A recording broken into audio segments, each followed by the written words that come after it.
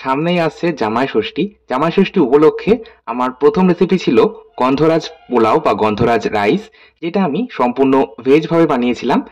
আর আজকে আমি একদম একটা ননভেজ রেসিপি শেয়ার করছি। যদিও এবার জামাই ষষ্ঠী কিন্তু শনিবার, অর্থাৎ সম্পূর্ণ নিরামিষ একটা দিনে পড়েছে। তবে যেহেতু শনিবারটা সপ্তাহের শেষ, তাই আমার মনে হয় উইকেন্ড মানে রবিবারেও কিন্তু জামাই ষষ্ঠীর খাওয়া দাওয়ার রেশটা রয়েই যাবে। অর্থাৎ রবিবারেও কিন্তু জমিয়ে জামাই ষষ্ঠীর খাওয়া দাওয়া হবেই হবে। তাই শনিবার যদিও নিরামিষ যদি হয়, রবিবার কিন্তু ননভেজ হবেই। তাই আজকে আমি একটা ননভেজ রেসিপি জামাই ষষ্ঠী উপলক্ষে শেয়ার করছি। চাইলে আপনারা এই রেসিপিটা ফলো করে পনির দিয়েও বানাতে পারেন জামাই ষষ্ঠীর দিন সম্পূর্ণ নিরামিষভাবে। চিকেনের পরিবর্তে পনির দিয়ে এই রেসিপিটা ট্রাই করতে পারেন। আমি আগেই বলেছিলাম এইবার জামাষষ্ঠীতে আমি এমন কিছু রেসিপি সিলেক্ট করেছি যেগুলো ভেজ ভাবেও বানানো যায়, নন ভেজ ভাবেও বানানো যায়। গন্ধরাজ পোলাওয়ের রেসিপিটা আমি নন ভেজ রেসিপিটা আমি মুখে বলে দিয়েছিলাম, আর ভেজটা আপনাদের বানিয়ে দেখিয়েছিলাম। আজকে আমি নন ভেজ রেসিপি শেয়ার করছি, ডাব মুর্গ বা ডাব চিকেন। এটা কিন্তু ভেজ ভার্সানে, অর্থাৎ ডাব পনিরও বানানো যায়। যাই হোক, প্রথমেই আমি 700 গ্রাম পরিমাণ বোনলেস চিকেন নিয়েছি। বোনলেস ঠিক না, কিছুটা হাড় কিন্তু রয়েছে, তবে ওইটুকু হাড় থাকলে আমার মনে হয় অসুবিধা হবে না। আমি যেভাবে বানাবো সেভাবে আপনারা বানান। প্রথমে চিকেনের টুকরোগুলো কিন্তু ভালো মতো ধুয়ে জল ঝরিয়ে নেওয়া রয়েছিল। আর চিকেনের টুকরোগুলো কিন্তু খুব বেশি বড় রাখবে না, একদম ছোট ছোট, হাফ ইঞ্চি থেকে একটু বড় বা হাফ ইঞ্চি সাইজে চিকেনের টুকরোগুলো রাখতে হবে। চিকেনটা তো আগেই ধুয়ে পরিষ্কার করা ছিল, তা আমি এর মধ্যে ১ চা চামচ লবণ আর ১/২ চা চামচ গোলমরিচ গুঁড়ো আর একটা পাতিলেবুর রস ভালো মতো মাখিয়ে নিয়ে সাইডে ১৫ থেকে ২০ মিনিটের জন্য সরিয়ে রাখছি। সেই ফাঁকে আমি বাকি জোগাড় সেরে নিচ্ছি। আপনারা লক্ষ্য করলেন নিশ্চয়ই, আমি একটা নারকেল ভেঙে নিয়ে তারপর সেটা কুড়িয়ে নিলাম।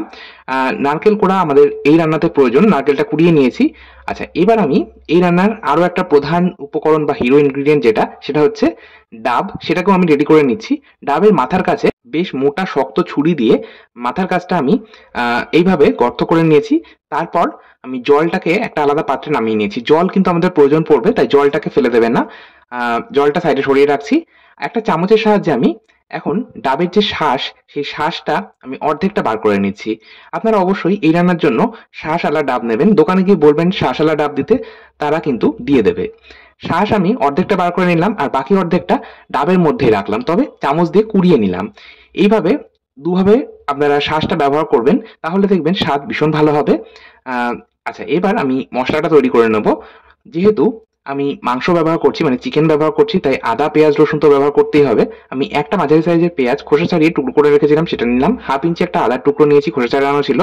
আর ১৫ থেকে ২০ কোয়া রসুন আর দুটো কাঁচা লঙ্কা, ঝাল বুঝে ব্যবহার করবে। কাঁচা লঙ্কাটা দিয়ে জল ছাড়া বেটে নিলাম। আমি মাংসের সবসময় রসুনের পরিমাণটা একটু বেশি ব্যবহার করি। আচ্ছা, এই স্টেপটা কিন্তু একেবারেই অপশনাল। যদি আপনারা পনির দিয়ে বানাতে চান, সেক্ষেত্রে আদা পেঁয়াজ রসুন ব্যবহার করার একেবারেই প্রয়োজন নেই। এবার আমি চলে যাচ্ছি পরবর্তী স্টেপে। আরো একটা মশলা তৈরি করব। তার জন্য ওই একই গ্রাইন্ডিং জারের মধ্যেই দিয়ে দিলাম ১ চা চামচ কালো সর্ষে। চাইলে আপনারা সাদা সর্ষে বা হলুদ সর্ষে যেটা, সেটা কিন্তু নিতেই পারেন। চাইলে আপনারা কালো সর্ষে আর হলুদ সর্ষে দুটো মিশিয়েও নিতে পারেন। এর মধ্যে আমি ব্যবহার করেছি ১ চা চামচ, সরি ২ চা চামচ পোস্ত, ২ চা চামচ সাদা তিল। সাদা তিলের পরিবর্তে আপনারা চারমগজ বা মগজদানা ব্যবহার করতে পারেন। আর ১ চামচ আমি ভাঙা কাজু ব্যবহার করেছি, আর দুটো কাঁচা লঙ্কা আর সামান্য একটু লবণ দিয়ে প্রথমে ড্রাই গ্রাইন্ড করে নিলাম। সর্ষে, পোস্ত, কাজু বাদাম, তিল এগুলো যখন বাটবেন, তখন প্রথমে মিক্সিং জারে যদি বাটেন, সেক্ষেত্রে প্রথমে ড্রাই গ্রাইন্ড করে নেবেন, তারপর লিকুইড অ্যাড করবেন, তাহলে দেখবেন পেস্টটা একদম স্মুথ তৈরি হবে। আচ্ছা, প্রথমে ড্রাই গ্রাইন্ড করে নেওয়ার পর আমি এর মধ্যে দিয়ে দিলাম ওই যে ডাবের শাঁস তুলে রেখেছিলাম, সেই ডাবের শাঁস, পুড়িয়ে রাখা নারকেল, আর দিয়ে দিলাম ৩ চামচ টক দই দিয়ে আমি আবার একবার ব্লেন্ড করে নিলাম। ব্যাস, আমাদের মসলার পেস্ট একদম তৈরি।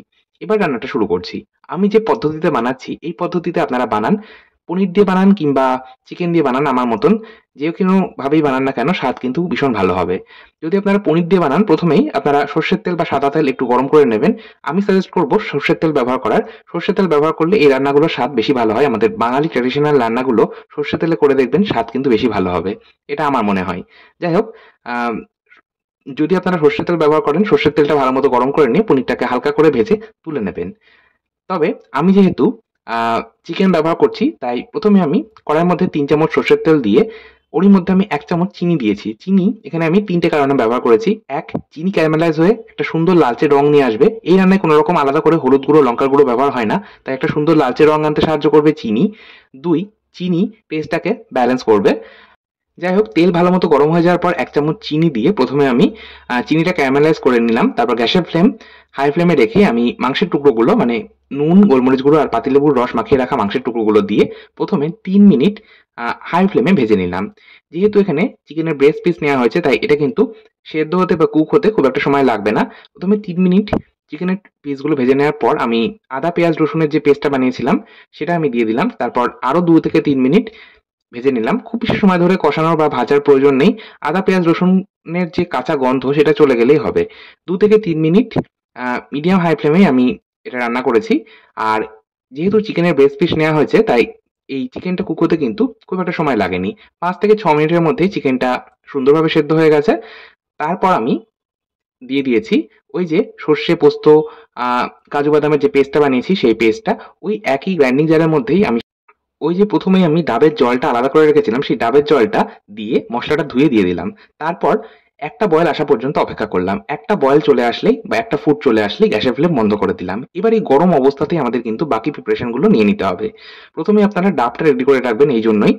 যাই হোক, এবার আমি ওই যে ডাব আগে রেডি করে রেখেছিলাম সেই ডাবের মধ্যে দিয়ে দিলাম এই যে 80% কুক করে রাখা চিকেন দিয়ে দিলাম। ওপর থেকে একটু কাঁচা সর্ষের তেল, অবশ্যই একটু কাঁচা সর্ষের তেল ওপর থেকে এভাবে ব্যবহার করবেন। ফ্লেভারটা আরো বেশি এনহ্যান্স করবে। খেতে কিন্তু খুব সুস্বাদু লাগবে। ওপর থেকে একটু চেরা কাঁচা লঙ্কাও দিয়ে দিলাম। তারপর আমি একটা আ আটার ডো দিয়ে এইভাবে মুখটাকে সিল করে দিচ্ছি। এই আটার ডোটা যদি আপনারা নষ্ট করতে না চান, মানে আটাটা যদি নষ্ট করতে না চান সেক্ষেত্রে আপনারা এখানে অ্যালুমিনিয়াম ফয়েল পেপার ব্যবহার করবেন। তারপর আমি মুখটাকে ভালো মতো সিল করে দিয়েছি। ব্যাস, আমাদের ডাব চিকেনের জন্য ডাব কিন্তু একদম তৈরি। এবার আমরা এটাকে যে বাকি 20% চিকেনটা কুক হওয়া বাকি আছে সেটা কিন্তু আমাদের এই ডাবের মধ্যেই কুক হবে। আমি ২ টো পদ্ধতিতে আজকে আপনাদের দেখিয়ে দেবো এই ডাব চিকেন বানানো। ১ম পদ্ধতিতে হচ্ছে সরাসরি ডাবটাকে এইভাবে গ্যাসের উপরে বসিয়ে দিতে হবে, মানে গ্যাস ওভেনে বসিয়ে দিতে হবে। তারপর ১০ মিনিট মিডিয়াম হাই ফ্লেমে এটা পুড়িয়ে নিতে হবে। এর মধ্যে একটা সুন্দর স্মোকি ফ্লেভার আসে আর এই ডাব চিকেন স্বাদ কিন্তু অসাধারণ হয়। আচ্ছা, ১০ মিনিট পর গ্যাসের ফ্লেমটাকে বন্ধ করে দিয়েছি আর ডাবটাকে এখন ঠান্ডা হওয়া পর্যন্ত অপেক্ষা করব। ১০ থেকে ১৫ মিনিট ওইভাবেই ছেড়ে দেবো। আপনারা যদি আমাকে জিজ্ঞাসা করেন যে পার্সোনালি আমি কোনটা পছন্দ করি, মানে ডাব চিকেন বা ডাব চিংড়ি বানানোর জন্য কোন প্রসেসটা বেশি পছন্দ করি, সেক্ষেত্রে আমি কিন্তু বলব ওই ১ম যে প্রসেসটা দেখালাম সেটাই। ডাবটাকে সরাসরি ওইভাবে যদি আগুনে দেওয়া হয়, ডাবটা পুড়ে গিয়ে একটা ভেতরে সুন্দর স্মোকি ফ্লেভার নিয়ে আসে। তো সেই তার স্বাদটা কিন্তু বেশি ভালো হয়। যাই হোক, আমি সেকেন্ড প্রসেসটা এবার আপনাদের দেখিয়ে দিচ্ছি। একটা কড়াইয়ের মধ্যে আমি বেশ খানিকটা জল গরম করেছি। জল গরম হয়ে যাওয়ার পর আমি একইভাবে ডাব রেডি করে নিয়েছিলাম মুখটা সিল করে। তো সেই ডাবটাকে আমি জলের মধ্যে দিয়ে দিলাম। তারপর কভার করে হাই ফ্লেমে ১০ মিনিট এটা বয়েল হতে দিলাম বা স্টিম হতে দিলাম। ১০ মিনিট পর গ্যাসের ফ্লেম বন্ধ করে দিলাম। ডাবটা সম্পূর্ণ ঠান্ডা হওয়া পর্যন্ত অপেক্ষা করতে হবে। অপরদিকে ১ম যে প্রসেসটা দেখিয়েছিলাম তাতে কিন্তু আ ডাবটা ঠান্ডা হয়ে গেছে। এবার আমি তাই ১ম ডাবটা আমি কেটে দেখাচ্ছি। দেখুন, মুখটা আমি একটা ছুরির সাহায্যে কেটে নিলাম। এখন একটা অসম্ভব সুন্দর গন্ধ বেরোচ্ছে। যতক্ষণ আপনারা বাড়িতে না বানাচ্ছেন ততক্ষণ কিন্তু আপনারা বুঝতে পারবেন না এর যা স্বাদ। যাই হোক, সমস্তটাকে একটা চামচের সাহায্যে এখন মিশিয়ে নিচ্ছি। সমস্তটা ভালো মতো মিশিয়ে নেওয়ার পর এখন পরিবেশন করব। আজকে আমি এটা পরিবেশন করছি গন্ধরাজ পোলাওয়ের সাথে। আপনারা যেকোনো রাইস আইটেম বা রুটি পরোটার সাথেও পরিবেশন করতে পারেন বা নরমাল স্টিম রাইস মানে গরম গরম ভাতের সাথেও কিন্তু পরিবেশন করতে পারেন। অসাধারণ খেতে লাগে। এই পদ্ধতিতে আপনারা একবার ডাব চিকেন বাড়িতে বানিয়ে দেখুন। চাইলে আপনারা ডাব পনিরও বানাতে পারেন আর ডাব চিংড়ি রেসিপি তো অলরেডি চ্যানেলে দেওয়া আছে। আজকের মতো এই পর্যন্তই। ধন্যবাদ।